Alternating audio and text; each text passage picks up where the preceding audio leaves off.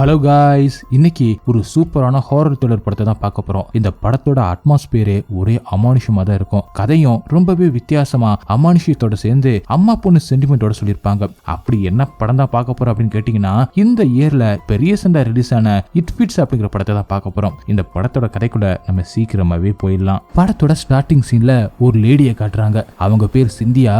அவங்க ஒரு therapy doctor. அவங்க வேலையே யாருக்காச்சும் அமானுஷமா நடந்தா அதை தெரப்பியால சரி செய்யறது மட்டும்.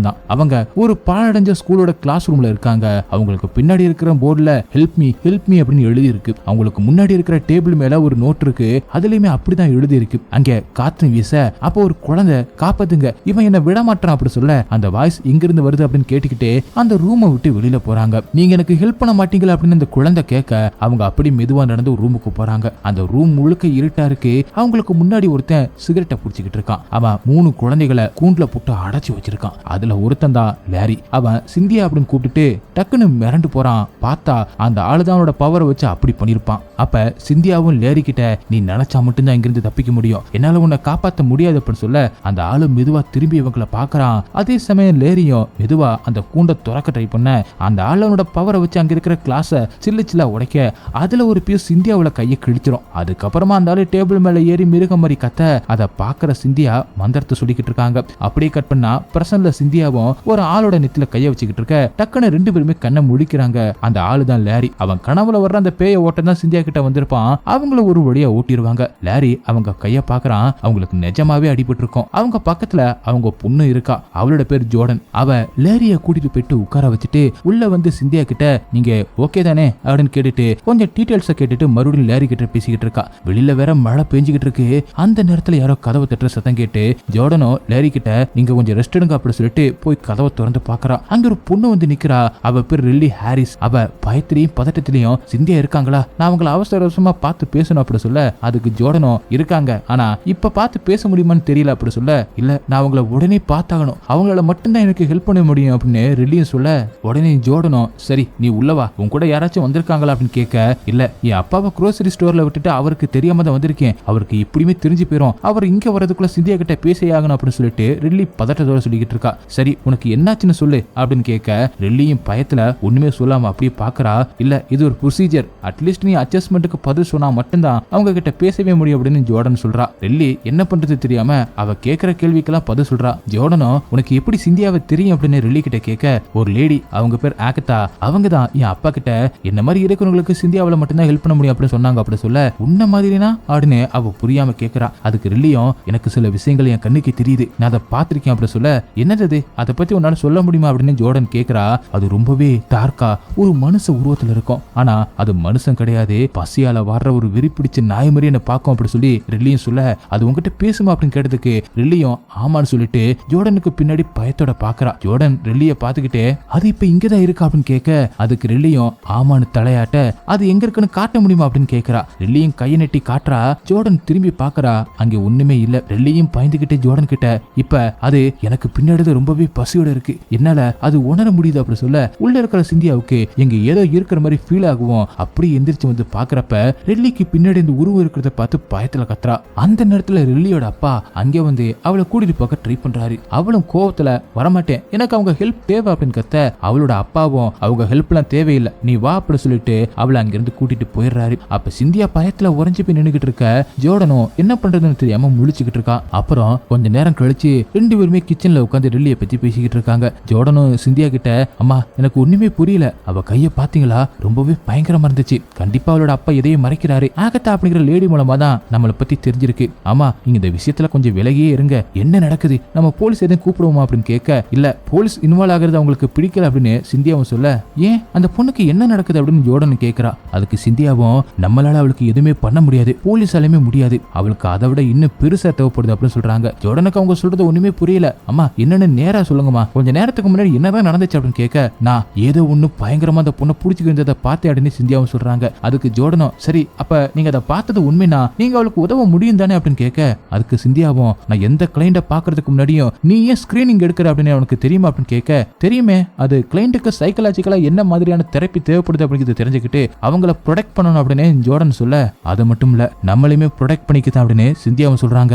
இதனால அவங்களுக்குள்ள பெரிய ஆர்கியூமெண்டே வருது. ஜோர்டன் அவங்க கிட்ட கோவப்பட்டு அம்மா நீங்க மட்டும்தான் அதை பாத்துருக்கீங்க, உங்களால மட்டும்தான் அவளுக்கு ஹெல்ப் பண்ண முடியும் அப்படி சொல்ல அது என்னவா இருந்தாலும் என்னால ஒண்ணுமே பண்ண முடியாது அப்படின்னு சிந்தியாவும் சொல்ல ஜோர்டனும் கோவத்துல அம்மா அவ கை முழுக்க நிறைய புண்ணா இருக்கு, அவளுக்கு நம்ம தேவை அப்படின்னு கத்த எனக்கு அதை பத்தி எல்லாம் கவலையே இல்லை அப்படின்னு சிந்தியாவும் கத்துறாங்க. சரி நான் அப்பா கிட்ட ஹெல்ப் கேட்கிறேன் அப்படின்னு ஜோர்டன் சொல்ல இதனாலதான் உங்க அப்பா இங்க இல்லவே இல்லை அப்படின்னு சிந்தியாவும் சொல்ல அவ கடுப்பாகி இங்கிருந்து போறா. இப்போ ஜோர்டனும் தன்னோட ரூம்ல அந்த ஆகத்தாவோட போன் நம்பரை சர்ச் பண்ணி பாத்துக்கிட்டு இருக்கா. அந்த நேரம் அவளோட அம்மாவும் அங்கே வராங்க. உடனே அதை க்ளோஸ் பண்ணிடுறா.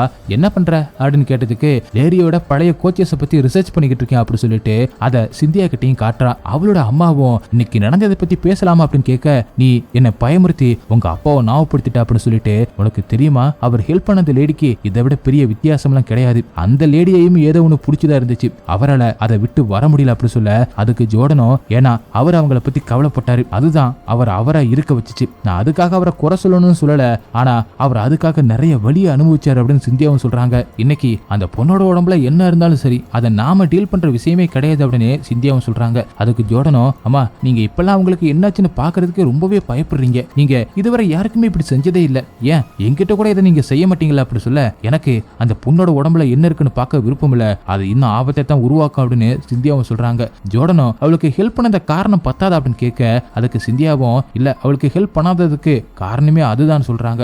அப்புறமா ஓகே ஒருவேளை நான் அவளுக்கு ஹெல்ப் பண்ண ட்ரை பண்ணா என்ன நடக்கும், அவ அப்பா கிட்ட சொல்லணும் உங்க பொண்ணுக்கு பேய் பிடிச்சிருக்குன்னு, ஆனா எல்ம்ஸ் போறோல எல்லாருமே செஞ்ச மாதிரி அந்த ஆளு நம்மள தாக்க மாட்டாருன்னு என்ன நிச்சயம், இங்க இருக்கிறவங்கள பத்தி நமக்கு தெரியாது, இவங்களை நம்பவும் முடியாதுன்னு சொல்றாங்க. உனக்கு நாவும் இருக்குன்னு தெரியல அது எவ்வளவு கொடூரமா இருந்துச்சுன்னு, ஆனா அங்கிருந்து வந்ததுக்கு அப்புறமா கண்டிப்பா திரும்ப அந்த மாதிரி நடக்கவே விட மாட்டேன், இந்த உலகமே சயின்ஸை மட்டும் தான் நம்புது, ஸ்பிரிட்டே இல்ல, ஒரு நாள் உனக்கு புரியும் எப்ப ஹெல்ப் பண்ணணும் எப்ப உன்னை காப்பாத்திக்கணும்னு அப்படின்னு சொல்லி அவளை சமாதானப்படுத்துறாங்க. ஜோர்டன் எல்லாத்தையுமே பொறுமையா கேட்டு சரின்னு சொல்றா.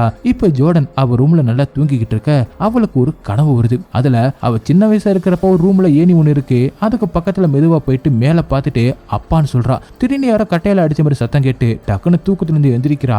காலையில ஆயிடுது. ஜோர்டன் ரெடியாகி வெளியில அவ ஃப்ரெண்ட்ஸை பார்க்க போய்கிட்டு இருக்கா. சிந்தியாவும் அவகிட்ட சனிக்கிழமை காலையில அதுவும் 9 மணிக்குள்ள எங்க கிளம்பிட்ட அப்படின்னு கேட்க அதுக்கு அவளும் கிண்டலா பதில் சொல்லிட்டு கிளம்புறா. அவ போனதுக்கு அப்புறமா சிந்தியாவும் ஒரு புக்குல ரெல்லியையும் அந்த உருவத்தையும் வரைஞ்சு வச்சுட்டு அதை பத்தி யோசிச்சுக்கிட்டு இருக்காங்க. இப்ப ஜோர்டனும் ஒரு பில்டிங் முன்னால காரை பார்க் பண்ணிட்டு பாத்துக்கிட்டு இருப்பா. அதாவது அவ அவங்க அம்மா கிட்ட போய் சொல்லிட்டு ஆகத்தாவை பார்க்க தான் வந்திருப்பா. ஆகத்தா அவ அங்க வந்த சந்தோஷத்துல கையும் ஓடாம காலும் ஓடாம டீ காஃபி எதுவும் வேணுமா அப்படின்னு கேட்டு கொஞ்ச நேரம் பேசிக்கிட்டு இருக்கா. அப்புறமா அவங்களே உனக்கு என்கிட்ட எதுவும் கேள்வி கேட்கணும் அப்படின்னு கேட்க அவளும் ஆமான்னு சொல்லிட்டு ரெல்லியை பத்தி கேட்கிறா. அதுக்கு ஆகத்தாவும் எனக்கு சரியா ஞாபகம் இல்லையா அப்படி சொல்ல ஒருவேளை அவங்க அப்பாவும் உனக்கு தெரிஞ்சிருக்கலாம், நீங்க ரெண்டு பேரும் பேசிக்கிறத கேட்டதா ரெல்லி என்கிட்ட சொன்னா அப்படி சொல்ல அவங்களுக்கு உடனே ஞாபகம் வருது. ஓ அவரை பத்தி சொல்றீங்களா அப்படின்னு ஜோர்டன் கிட்ட கேட்கிறா.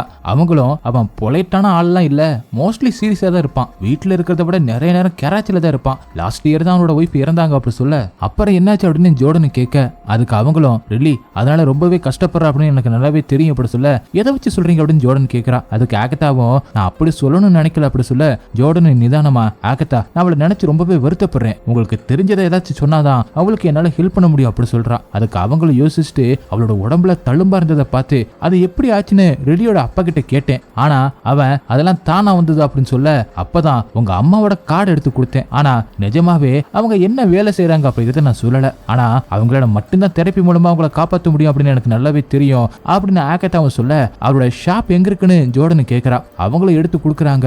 இப்ப சிந்தியாவை காட்டுறாங்க. அவங்க லேரி கேஸ்ல இருக்கிற அந்த கோச்சோட போட்டோவை போலீஸுக்கு அனுப்பி அவரை தேட சொல்ல அந்த போலீஸும் எந்த ஒரு ரீசனும் ப்ரூஃபும் இல்லாம இந்த ஆள் மேல எப்படி சந்தேகப்படுற அப்படின்னு கேட்கிறாரு. அவரோட பேர் ஜான், அந்த ஆளை பத்தி ரெக்கார்ட்ல ஏதாவது இருக்கா அப்படின்னு பாருங்க அப்படி சொல்ல ஜானோ அவனோட ரெக்கார்டை பார்த்துட்டு இப்ப என்ன பண்ணணும் அப்படின்னு கேட்க அவன் ஒரு பயங்கரமான ஆளு, அவன் மேல ஒரு கண்ணு வச்சுக்கோங்க அப்படின்னு சிந்தியாவும் சொல்றான். ஏதாச்சும் தெரிஞ்சா சொல்லு அப்படின்னு சொல்லிட்டு ஜானும் சொல்லிட்டு போன வைக்கிறாரு. சிந்தியாவும் அவங்க பார்த்ததை வரைஞ்சு வச்சிருந்த அந்த டிராயிங்க பார்த்துக்கிட்டு இருக்க திடீர்னு அந்த சினாரியோ அவங்க கண்ணுக்கு முன்னாடி வந்து போகுது. அப்ப அவங்க ஹஸ்பண்டோட போட்டோவை பார்த்துட்டு நான் இதை விட சக்தி வாய்ந்ததை பார்த்ததே கிடையாது, என்னால அவளுக்கு ஹெல்ப் பண்ண முடியாதுன்னு சொல்றாங்க.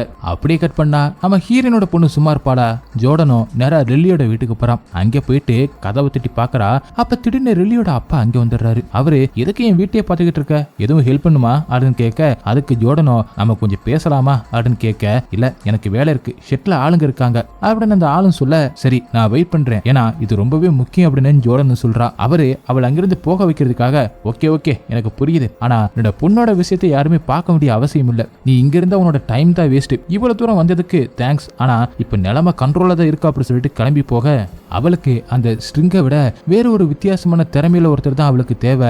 அவ என்ன பாக்குறான்னு உங்களுக்கு தெரியுமா அப்படின்னு ஜோர்டன் கேட்க, அதுக்கு அவரும் அவ என்ன பாக்குறான்னு உங்ககிட்ட அப்படி என்னதான் சொன்னா அப்படின்னு கேட்க, அப்ப ஜோர்டனோ அவ என்ன வழியை அனுபவிக்கிறான்னு உங்களுக்கு தெரியுமா அப்படின்னு திரும்பி கேட்க, அவரும் கடுப்பாகி நாங்க என்ன வழியை அனுபவிக்கணும் உனக்கு தெரியாது, நீ உன் வேலையை மட்டும் பாரு அப்படின்னு சொல்றாரு. அவ உடனே நான் ரெல்லியை பத்தி பேசலாமா அப்படின்னு கேட்க, அவ இங்க இல்ல அப்படின்னு சொல்லிட்டு அங்கிருந்து போக நான் ஹெல்ப் பண்ண தான் வந்திருக்கேன் அப்படின்னு கத்துறா. அதை காதுல கூட வாங்கிக்காம அவரும் போறாரு. ஜோர்டனும் கடுப்பாகி மெதுவா வீட்டுக்கு பின்னாடி போய் பாக்குறா. அங்க ரெல்லி இருக்கிற மாதிரி இருக்கு. உடனே முன்னாடி வந்து அந்த ஆள் வரதுக்குள்ள வீட்டுக்குள்ள போயிடுறா. மெதுவா உள்ள நடந்து போறா. அங்க ஒரு ரூம் தெரியுது. மெதுவா போயிட்டு திறந்து லைட்டை போட்டு பாக்குறா. பார்த்தா அது ஒரு ட்ரெஸ் கஃபோர்டு. அங்கிருந்து கிளம்ப பாக்குறா. ஆனா யாரோ முணங்குற சத்தம் கேக்குது. திருப்பி சட்டையை விலக்கி பாக்குறா. அங்க ஒரு டோர் இருக்கு. அது லாக் பண்ணிருக்கு. அதை ஓபன் பண்ண ஒரு ஸ்க்ரூ டிரைவரை எடுத்துட்டு வந்து ரூவா கலட்டுறா. இப்ப கதவும் ஓபன் ஆயிருச்சு. மெதுவா உள்ள நடந்து போயிட்டு ரெல்லியை கூப்பிட்டு பாக்குறா. ரெல்லி உங்ககிட்ட பேசணும், கொஞ்சம் வெளியில வா அப்படின்னு சொல்றா. நான் தான் ஜோர்டன், நேத்து என் வீட்டுல பார்த்து பேசினேமே அப்படி சொல்ல, அப்ப அவங்க அம்மாவுக்கு போன் பண்ணலாம் அப்படின்னு பாக்குறா. டக்குன்னு யாரோ கதவு திறக்கிற மாதிரி சத்தம் கேக்குது. அது ரெல்லி தான். அவர் என்ன லாக் பண்ணி வைக்கல, அவங்கள தான் இங்க லாக் பண்ணி வச்சிருக்காரு அப்படின்னு சொல்றா. அவங்கன்னா யாரு அப்படின்னு ஜோர்டன் எதுவுமே புரியாம கேட்க, அந்த நேரம் பார்த்து அவங்க அம்மாவும் கால் பண்ண. அப்ப திடீர்னு ரெல்லியோட அப்பா பின்னாடி வந்து ஜோர்டனை அடிச்சிடறான். சிந்தியாவும் ஜோர்டன் ஜோர்டன் அப்படின்னு கூப்பிட அவன் காலை கட் பண்ணிடுறான். ஆகத்தாவும் சிந்தியாவுக்கு கால் பண்ணி ஜோர்டன் ஹாரிஸ் கிட்ட பேசிட்டல அப்படின்னு கேட்கத்தான் நான் போன் பண்ணேன் அப்படின்னு சொல்ல, ஹாரிஸா எனக்கு புரியல என்ன சொல்ற அப்படின்னு சிந்தியாவும் கேட்கறான். அதுக்கு ஆகத்தாவும் ரேண்டல் ஹாரிஸ்னு சொல்லி அவ இன்னைக்கு காலையில தான் வந்து அவனோட பொண்ணை பத்தி கேட்டா, நான் உதவியா இருப்பேன்னு நம்புறேன், அவளை பார்க்க ரொம்பவே சந்தோஷமா இருந்துச்சு அப்படின்னு சொல்ல, சிந்தியாவும் பதட்டத்தோட என்ன சொல்ற அப்படின்னு கேட்கறா. ஆகதா சமாளிக்கிறதுக்காக ஓகே அவளை எனக்கு போன் பண்ணட்டும் அப்படின்னு சொல்ல, அப்ப சிந்தியாவும் ஆகதா கிட்ட அவ என்ன சொன்னான்னு சொல்லு அப்படின்னு கேட்கறா. ஆகத்தாவும் நேத்து நைட்டு ஒரு பொண்ணு உங்க வீட்டுக்கு வந்ததா சொல்லி அவகிட்ட பேசணும்னு சொன்னா அப்படின்னு சொல்ல, சிந்தியாவும் பதட்டமாகி இதெல்லாம் எப்ப நடந்துச்சு அப்படின்னு கேட்கிறா. இன்னைக்கு காலையில தான் அப்படின்னு ஆகதாவும் சொல்றாங்க. சிந்தியாவும் அட்ரஸ் கேட்க, எனக்கு சரியா ஞாபகம் இல்லாத வீடு எனக்கு தெரியும் அப்படின்னு ஆகதாவும் சொல்ல, சரி நான் இப்பவே கிளம்பி வரேன், வெளியில வெயிட் பண்ணுங்க அப்படின்னு சொல்லிட்டு சிந்தியாவும் கிளம்புறாங்க. இப்ப ஜோர்டனும் மெதுவா மயக்கத்துல இருந்து கண்ணு முழிச்சு பார்த்தா அவளை கட்டி போட்டு வச்சிருக்காங்க. அதை கலட்ட ட்ரை பண்றா, முடியல. சுத்தி முத்தியும் பாக்குறா. யாரோ முணங்குற சத்தம் கேக்குது. திரும்பி பாக்குறா. அங்க முகம் சதஞ்சு ஒரு பொண்ணு உட்காந்துக்கிட்டு இருக்கா. அவளையுமே கட்டி போட்டு வச்சிருக்கான். ஜோர்டன் அவளை பார்த்து பயந்து போய் அழுது ஹெல்ப்னு கத்த, அந்த நேரம் பார்த்து ஹாரிஸ் வந்து அவளோட போன் பாஸ்வேர்டை கேட்க, ஜோர்டனும் பதட்டத்தோட நான் எங்க இருக்குன்னு எல்லாருக்குமே தெரியும் அப்படின்னு சொல்றா. அவன் பாஸ்வேர்டு என்ன அப்படின்னு கத்துறான். அதுல ஜோர்டன் இன்னும் பயந்து போயிட்டு, நான் சத்தியமா உன் பொண்ணுக்கு ஹெல்ப் பண்ண தான் வந்தேன் அப்படி சொல்ல, எனக்கு தெரியும் ஆனா அவளுக்கு யாராலுமே ஹெல்ப் பண்ண முடியாதுன்னு சொல்லி நான் நிறைய பேர்கிட்ட பேசிட்டேன், ஆனா எல்லாமே ஒரே மாதிரி தான் முடிஞ்சிச்சு. சைல்ட் சர்வீஸ் என் பொண்ணை கிட்ட இருந்து பிரிக்க ட்ரை பண்றாங்க அப்படின்னு சொல்றான். பயம் கலந்த பதட்டத்தோட ஜோர்டனும், இல்ல என் அம்மா அப்படி பண்ண மாட்டாங்க, அவங்களால உங்களுக்கு ஹெல்ப் பண்ண முடியும்னு சொல்ல, இதுக்கு மேல நீ சொல்ற பொய்ய நான் நம்ப தயாரில்லை அப்படின்னு ஹாரிஸ் கத்துறான். இது நிஜம்தான், அவங்களுக்கு அந்த எபிலிட்டி இருக்கு அப்படின்னு ஜோர்டன் சொல்ல, இல்ல யாராலுமே என் பொண்ணை காப்பாற்ற முடியாது, என் பொண்டாட்டிக்கு இப்படிதான் நடந்துச்சு அப்படின்னு ஹாரிஸ் சொல்றான். அதுக்கு ஜோர்டனோ, அதுக்கு என்ன தேவைன்னு கண்டுபிடிச்சு உங்க ரெண்டு பேருமே விட்டுட்டு போக வச்சிடலாம், நான் பிராமிஸ் பண்றேன் அப்படி சொல்ல, அதுக்கு என்ன தேவைன்னு நமக்கு தெரியும் அப்படி சொல்லிட்டு அங்கிருந்து கிளம்பி போறான். ஜோர்டனும் பயத்துல அழுகிறா. அப்ப ஹாரிஸும் அவ அதுக்கு தேவையான சாப்பாட்டை கொடுக்கணும், இல்லைன்னா அது எவ்வளவு சாப்பிடணும் அப்படி சொல்லிட்டு அவனும் எந்திரிச்சு போக, ரெல்லியும் மெதுவா ஜோர்டன் கிட்ட வந்து அவ தோள்பட்டை மேல கைய வைக்கிறா. அப்ப அந்த உருவம் டக்குன்னு ஜோர்டனோட கைய பிடிக்க, அது பார்க்க காட்டறி மாதிரி இருக்கு. அவ வலி தாங்க முடியாம கத்துறா. ரெல்லியும் அவளை பார்த்து பயப்படுறா. அப்புறமா அது மெதுவா கையை எடுக்க அந்த இடம் தீக்காய மாதிரி ஆகுது. அப்படியே ஹாரிஸும் அவளோட போன அல்நாக் பண்ணிட்டு அங்கிருந்து கிளம்புறான். இப்ப சிந்தியாவும் ஆகதாக்காக வெயிட் பண்ணிக்கிட்டு இருக்கப்ப மறுபடியும் ஜோர்டனுக்கு கால் பண்ணி பாக்குறாங்க.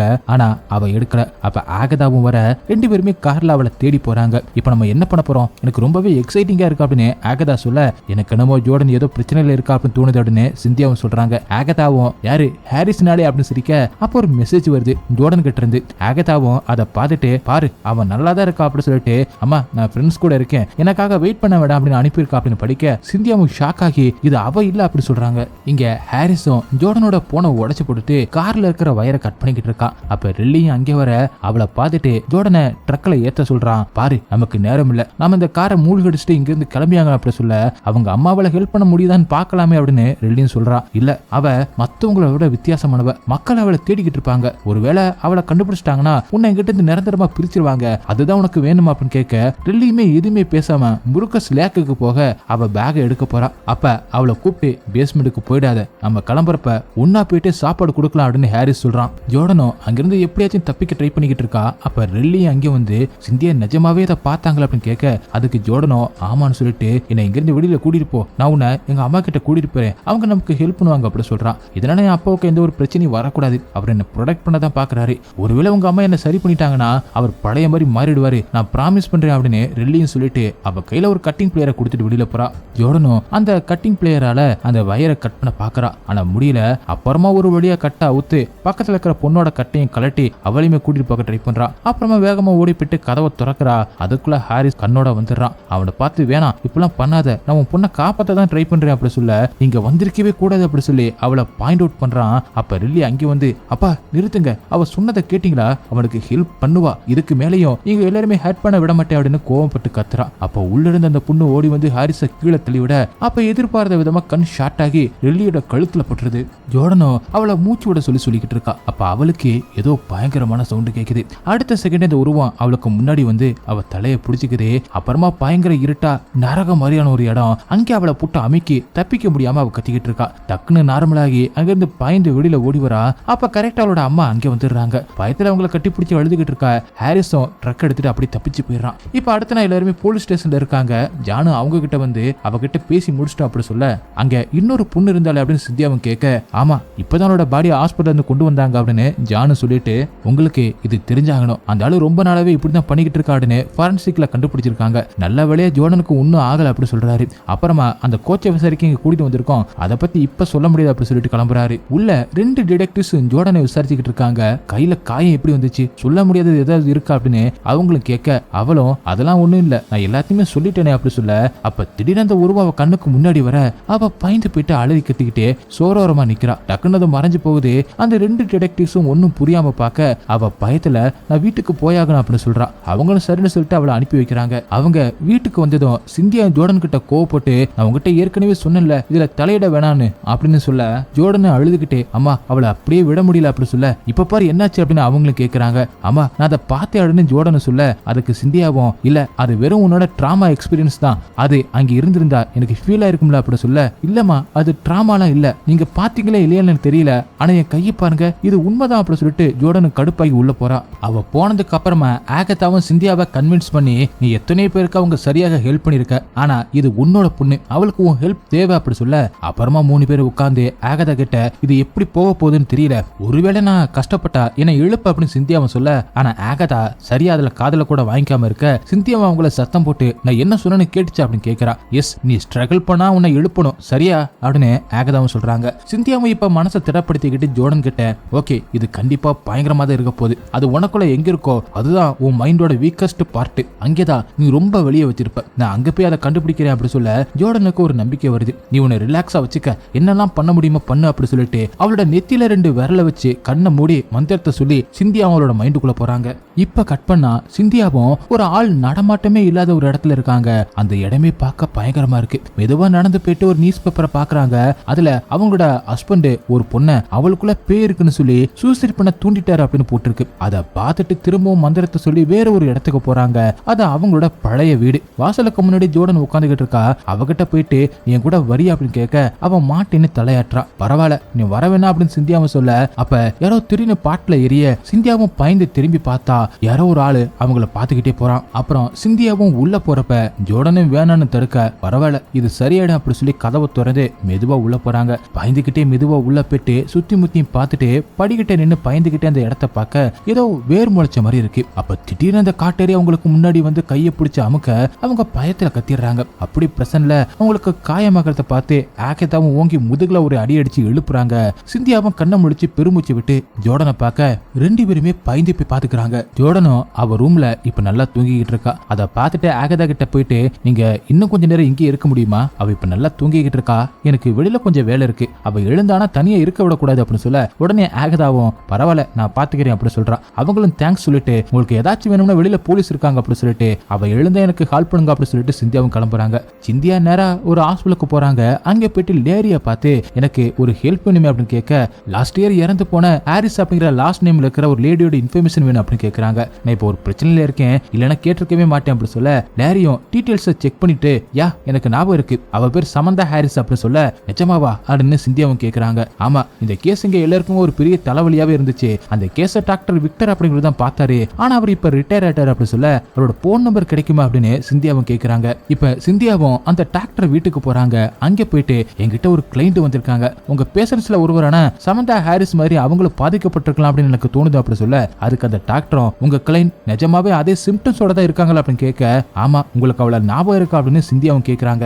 அதுக்கு அவரும் ஆமான்னு தலையாட்ட அவளை பத்தி நீங்க ஏதாச்சும் சொல்ல முடியுமா அப்படின்னு கேட்க அதுக்கு அவரும் என்னால ரொம்பலாம் சொல்ல முடியாது, ஏன்னா அது பேஷன்ஸோட ரகசியம் அப்படி சொல்ல அதுக்கு சிந்தியாவும் ப்ளீஸ் என் கிளைண்ட் இப்ப ரொம்பவே மோசமான ஒரு நிலைமையில இருக்காங்க, இதுல அனுபவம் உள்ள ஒரே ஆள் நீங்க மட்டும்தான், நம்ம வேற வேற ஃபீல்ட்ல வேலை செய்யறோம், ஆனா நான் உங்ககிட்ட ஒரு டாக்டரா கேட்கிறேன், அவங்களுக்கு நேரம் இல்ல, நான் அவங்களுக்கு உதவி செஞ்சாங்கன்னு அப்படி சொல்ல அந்த டாக்டரும் யோசிச்சுட்டு அவளுக்கு இருந்த அந்த நோய் ரொம்பவே யூனிக்கானது, ஆக்ரோஷமானது, அவ ஒரு மனிதாபிமான ஒரு நர்ஸ், ரொம்ப நாள் வெளிநாட்டுல இருந்துட்டு அவளோட ஹஸ்பண்ட் பொண்ணோட இங்க வந்தா அவளோட நிலைமை ரொம்பவே மோசமா போய்கிட்டே இருந்துச்சு. 2 வாரத்துல அவளோட முடி கொட்ட ஆரம்பிச்சிச்சு, அதுக்கப்புறம் பல்லு நகமெல்லாம் கொட்ட ஆரம்பிச்சிச்சு, கிட்டத்தட்ட அழுகி போற மாதிரி, அவளுக்கு வெளியில மட்டும் இல்ல உள்ளேயும் அவளோட போன்ஸ் ஆர்கன்ஸ்ன்னு சொல்ல அவ அதை பத்தி உங்ககிட்ட எதுவுமே சொல்லலையா அப்படின்னு சிந்தியாவும் கேட்கிறா. அதுக்கு டாக்டரும் 3 வாரத்துக்கு அப்புறம் நான் ஒரு குழப்பத்துல இருக்கிறத அவளால பார்க்க முடிஞ்சிச்சு, இந்த 40 வருஷத்துல இந்த மாதிரி ஒரு கேஸை நான் பார்த்ததே இல்லை, அவ சாக போறான்னு எனக்கு தெரியும், ஆனா அது என்னன்னு கூட எனக்கு தெரியல, அப்ப என்ன அவ பக்கத்துல வர சொல்லி ரகசியமா எனக்குள்ள ஏதோ ஒண்ணு இருக்குன்னு சொன்னா அப்படின்னு சொல்ல அப்ப அவளை காட்டுறாங்க. அவளோட தோற்றமே ரொம்பவே பயங்கரமா ஒரு காட்டேரி மாதிரி தான் இருக்கு. அப்புறமா அவளும் இப்ப அது நம்ம கூட தான் இருக்கு, ரொம்பவே பசியா இருக்கு, நான் உனக்கு காட்டுறேன் அப்படி சொல்லி அவளோட கையை பிடிச்சு பயப்படாத, நீ பயந்தா இன்னும் மோசமாயிரும் அப்படின்னு சொன்னா அப்படின்னு சொல்றாரு அந்த டாக்டர். அவ கையை பிடிச்சதும் அவ என்ன அவளுக்குள்ள இழுக்கிறது என்னால உணர முடிஞ்சிச்சு, அது எந்த ஒரு அறிவிலையும் மீறி என்ன அதை பார்க்க வச்சிச்சு, இது மருத்துவத்தையுமே தாண்டினது அப்படின்னு சொன்னா அப்படின்னு அவரோட கையில இருக்கிற தெலும்ப காட்டுறாரு. அவளுக்கு ஏதோ ஒண்ணு இருக்குன்னு நீங்க அதை நம்புறீங்களா அப்படின்னு சிந்தியாவும் கேட்க எனக்கு இதுக்கு பதில் சொல்ல தெரியல, ஆனா உங்க கிளைண்ட் இதே மாதிரியான சிம்டம்ஸ்ல பாதிக்கப்பட்டிருந்தா அவங்களுக்கு நான் ஹெல்ப் பண்றதை விட நீங்க ஹெல்ப் பண்றதா ரொம்பவே நல்லது அப்படின்னு சொல்றாரு. ஜோர்டனும் அவளோட ரூம்ல தூங்கிக்கிட்டு இருக்க அவ சின்ன வயசுல இருக்க மாதிரி பயங்கரமான ஒரு கனவு வருது. அதுல அந்த காட்டேரி என்ன அடி அப்படி சொல்லி திடீர்னு அதோட கையை நீட்ட கத்திக்கிட்டே டக்குன்னு முழிச்சு அவ ரூம் கதவை யார திறக்க மாதிரி இருக்கவும் பயந்துகிட்டே பாக்குறா. அப்புறம் மெதுவா வெளியில நடந்து வந்து அவங்க அம்மாவை கூப்பிடுறா. அந்த நேரத்துல அந்த காட்டேரி அவளுக்கு பின்னாடி நிக்கிறதா காட்டுறாங்க. பயந்துகிட்டே ஹாலுக்கு நடந்து வந்து மறுபடியும் அவங்க அம்மாவை கூப்பிட்டு அப்படி கிச்சனுக்கு போறா. அங்க அவங்க அம்மா வரைஞ்சு வச்ச அந்த டிராயிங்க பாக்குறா. அப்ப திடீர்னு வார்ட்ரோப்புக்கு பின்னாடி அதோட கை வர்றதை பார்த்து பயந்து ஷாக் ஆயிரா. அப்ப டக்குன்னு ஹாரிஸும் பின்னாடி இருந்து அவளோட கழுத்தை லாக் பண்ணி பிடிக்கிறான். இப்ப சிந்தியாவும் வீட்டுக்கு வராங்க. அங்க ஆகிதாவும் கீழே மயக்கம் போட்டு விழுந்து கிடக்கிறத பார்த்து பதறி போய் எழுப்பி என்னாச்சுன்னு கேட்க அவங்களும் யாரோ இங்க இருக்காங்க அப்படி சொல்ல உடனே சிந்தியாவும் பயந்து போயிட்டு ஜோர்டனை தேடுறாங்க. அப்ப ஹாரிஸும் அவளை கடத்தி ட்ரக்ல கூட்டிட்டு போய்கிட்டு இருக்கான். இப்ப சிந்தியாவும் ஆகதாவும் போலீஸ் ஸ்டேஷன்ல இருக்க ஆகதாவும் சாரி கேட்கிறா. அதுக்கு சிந்தியாவும் இதுல ஓன் தப்பு எதுவுமே இல்ல, நாம இப்ப அவளை கண்டுபிடிச்சாகணும் அப்படின்னு சொல்ல அப்ப ஜானு அங்கே வந்து எல்லாருக்கிட்டையுமே இன்ஃபார்ம் பண்ணியாச்சு, நம்ம சீக்கிரமா கண்டுபிடிச்சலாம் அப்படின்னு சொல்றாரு. ஹாரிஸும் ட்ரக்கை ஒரு அடர்ந்த காட்டுக்குள்ள நிறுத்தி ஒரு பாக்ஸை இழுத்துட்டு போய்கிட்டு இருப்பான். அதுலதான் ஜோர்டன் கட்டி போட்டு வச்சிருப்பான். அப்போ ஒரு கல் தடுக்க உடனே ஜோர்டன் கண்ணு முழிச்சு பார்த்து அந்த பாக்ஸ் ஓபன் பண்ணி பயத்துல சத்தம் போட ஹாரிஸும் அவளை கத்தாத அப்படி சொல்ல அவ கத்திக்கிட்டு இருக்கா. அப்ப டக்குன்னு மண்ணு தோன்றதை வச்சு குத்த போறான். அவ கத்துறத நிப்பாடிட்டு நான் ரெல்லி எதுவுமே பண்ணல, உனக்கே அது தெரியும் அப்படி சொல்ல அதுக்கு ஹாரிஸும் இது அவளுக்காக இல்ல, இப்ப அது உனக்குள்ள இருக்கு, நீ சாகரப்ப உன்னை சுத்தி இருக்கிற யாருமே சாக கூடாது, அதனால அது பட்டினியை வாடட்டும், இல்லனா அது எங்க இருந்து வந்துச்சு அங்கே திரும்பி போகட்டும் அப்படி சொல்ல ஜோர்டனும் அதுல இருந்து தப்பிச்சு போக பாக்குறா. உடனே ஹாரிஸும் அதை மூடி ஆணியை வச்சு அடிச்சிடறான். அவ உள்ள இருந்து என்ன விட்டுருன்னு சொல்லி கத்தி அழுதுகிட்டு இருக்கா. அந்த பாக்ஸ குழி தோண்டி மண்ணை போட்டு மூடிட்டு போறான். சிந்தியா போலீஸ் ஸ்டேஷன்ல பதட்டத்தோட இருக்கிறத காட்டுறாங்க. அவங்க ஜான் கிட்ட ஏதாச்சும் தெரிஞ்சிச்சா அப்படின்னு கேட்க அதுக்கு ஜானும் தேடிக்கிட்டு இருக்கோம். அப்புறம் நான் உங்ககிட்ட சில கேள்விகளை கேட்கணும், அதுக்கப்புறம் நீங்க வீட்டுக்கு போலாம் அப்படி சொல்ல அதுக்கு சிந்தியாவும் கோவப்பட்டு நான் ஏன் வீட்டுக்கு போகணும், என் பொண்ணை காணும், என்னால சும்மாலாம் உட்காந்துக்கிட்டு இருக்க முடியாது, வாங்க போய் தேடலாம் அப்படி சொல்லி கத்த வெளியில ஏதோ ஒரு சத்தம் கேட்குது. ஒரு நிமிஷம் இருங்கன்னு சொல்லிட்டு ஜானு என்னாச்சுன்னு இன்னொரு போலீஸ் கிட்ட கேட்க அந்த போலீஸும் அது ரேண்டல் ஹாரிஸ் தான் அப்படி சொல்ல ஜானு ஷாக் ஆகி அப்ப அந்த பொண்ணு அப்படின்னு கேட்க அவனை உள்ள கூட்டிட்டு வராங்க. அவனை பார்த்ததும் சிந்தியாவையும் பொண்ணு எங்கன்னு கோவத்துல கத்துறாங்க. கொஞ்ச நேரம் கழிச்சு சிந்தியாவும் அந்த போலீஸ் கிட்ட அவங்கிட்ட பேசணும் அப்படி சொல்ல இல்ல முடியாதுன்னு அந்த போலீஸும் மறுக்கிற. ஜோர்டன் ஏன் பொண்ணு, இப்ப நான் அவங்கிட்ட பேசலைனா அவ எங்க இருக்கான்னு நம்மளால கண்டுபிடிக்கவே முடியாது, பிளீஸ் ஜான் உங்களால முடியும்னு சிந்தியாவும் கெஞ்சுறாங்க. ஜானும் முடியாதுன்னு சொல்லிட்டு அங்கிருந்து கிளம்ப சிந்தியா ஒண்ணுமே பண்ண முடியாம அழுகுறாங்க. இப்ப ஜோர்டனை காட்டுறாங்க. அவ எப்படியாச்சும் அங்கிருந்து தப்பிக்க ட்ரை பண்றா. அப்ப அவ தட்டி விட்ட டார்ச் லைட் அங்க இருக்கு, அதை எடுத்து ஆன் பண்ணி ஏதாச்சும் வழி இருக்கா அப்படின்னு பாக்குறா. ஒரு சத்தம் கேக்குது. பயந்து மெதுவா லைட் அடிச்சு பாக்க அப்ப அந்த உருவம் அவளுக்கு முன்னாடி இருக்கிறத பார்த்து பயந்து அலறி கத்துறா. போலீஸ் ஸ்டேஷன்ல ஒரு சஸ்பெக்ட விசாரிச்சுக்கிட்டு இருக்காங்க. அதை பார்த்த ஜானோ அவளுக்கு என்னாச்சுன்னு கேட்க அந்த போலீஸும் போன வருஷம் காணாம போன 2 குழந்தைகளை உங்களுக்கு ஞாபகம் இருக்கா அப்படின்னு கேட்க ஆமா அவங்கள பத்தி என்ன அப்படின்னு ஜானு கேட்க அதுக்கு அந்த போலீஸும் அவங்க எங்க இருக்கான்னு தெரிஞ்சிருச்சுன்னு சொல்றாரு. உடனே ஜானு அதை கேட்டு ஒரு நம்பிக்கை வந்து சிந்தியாவை ஹாரிஸ் கிட்ட பேச கூட்டிட்டு போயிட்டு கதவை துறக்க சிந்தியா அவனை பார்த்ததும் என் பொண்ணு எங்கன்னு கேக்குறாங்க.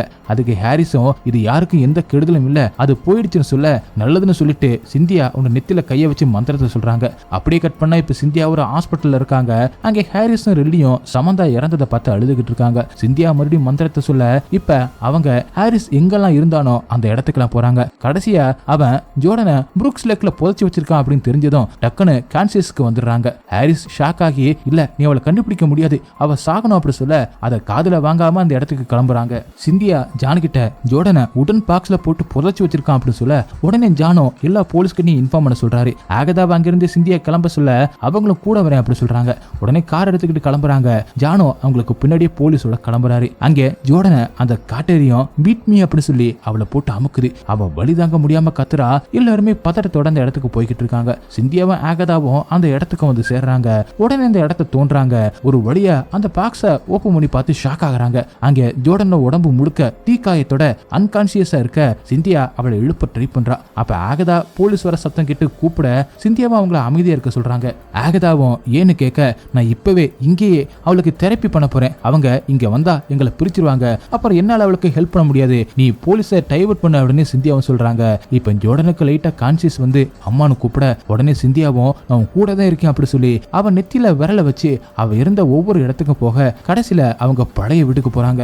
சிந்தியாவும் பயந்துகிட்டே உள்ள போயிட்டு மாடியில இருக்கிற அந்த ரூமுக்கு போறாங்க. பயத்தோட அழுதுகிட்டே அந்த ஏணியில ஏறி போறாங்க. அங்கே போய் பார்த்தா தான் நமக்கு தெரியுது அவங்க ஹஸ்பண்ட் ஏற்கனவே சூசைட் பண்ணி இறந்திருக்காருன்னு. இதனாலதான் ஜோர்டனுக்கு அப்பப்ப அவரோட அப்பாவை கூப்பிடுற மாதிரி கனவு வருது. சரி ஓகே வாங்க அடுத்து என்ன நடக்குதுன்னு பார்க்கலாம். சிந்தியா அவரை பார்த்து அழுதுகிட்டே மேல ஏறி வராங்க.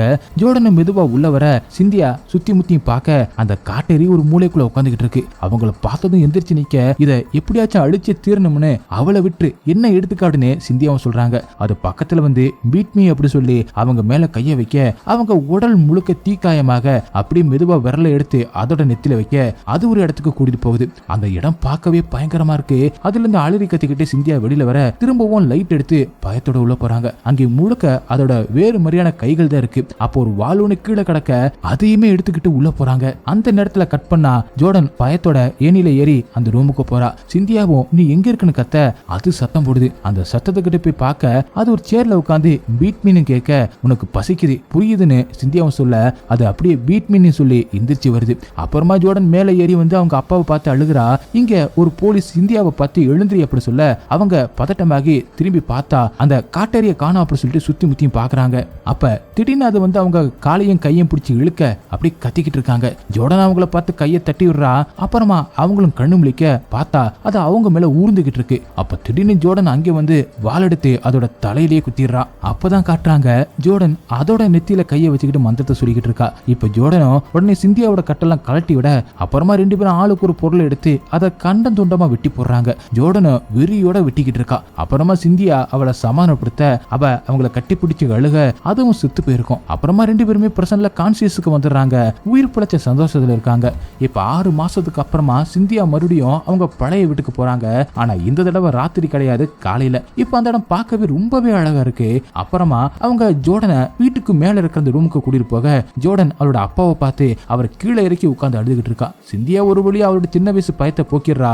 அப்படியே சந்தோஷமா இந்த படமும் முடியுது. ஓகே காய்ஸ், இந்த படம் உங்களுக்கு எந்த அளவுக்கு பிடிச்சிருந்துச்சு அப்படிங்கிற கமெண்ட்ல சொல்லுங்க. உங்களுக்கு இந்த வீடியோ பிடிச்சிருந்துச்சுன்னா உடனே ஒரு லைக் தட்டி விட்டு மறந்துடாம உங்க ஃப்ரெண்ட்ஸுக்கு ஷேர் பண்ணுங்க. அப்படியே நம்ம சேனலை சப்ஸ்கிரைப் பண்ண மறந்துடாதீங்க. நெக்ஸ்ட் வீடியோல மீட் பண்ணலாம். By guys.